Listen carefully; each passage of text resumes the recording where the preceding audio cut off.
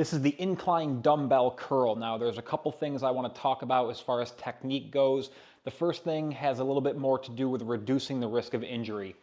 When people do this exercise, they are hyper-focused on the incline. So we tend to think that it's inherently better to have more of an incline or to have the bench leaning back more than if it were straight up like this. While that could be true in some cases, it's not true if when you lean back and your hands end up being significantly or even a little bit in front of your shoulders.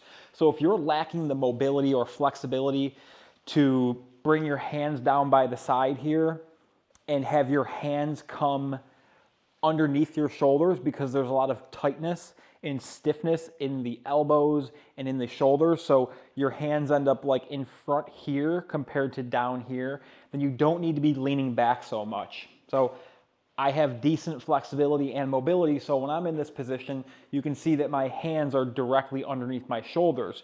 Some people might have a restriction to where it brings their hands in front of their shoulders like this. In that case, I want you to bring the bench up a little bit to the point where when you lay your hands down, they are underneath your shoulders.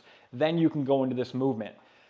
Another thing I want you to keep in mind, keep your elbows fixed the entire time that you're doing this movement.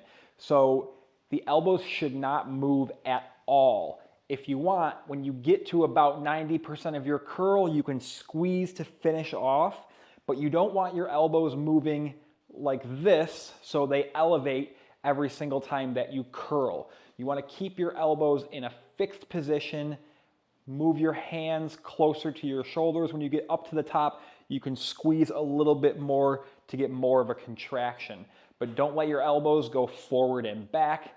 Make sure that your hands are directly underneath your shoulders. Keep your elbows fixed, curl the weight up, squeeze at the top.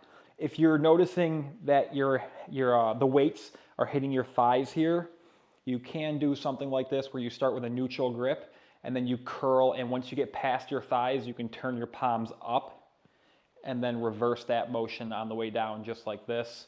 So neutral grip, keep your elbows fixed, curl the weight. When you get past your thighs, spin your palms towards the ceiling, squeeze at the top, lower back down, reverse that motion. If you found this helpful, do me a favor, hit that like button. If you want more tips on fitness, nutrition, getting stronger, getting healthier, make sure to hit that subscribe button.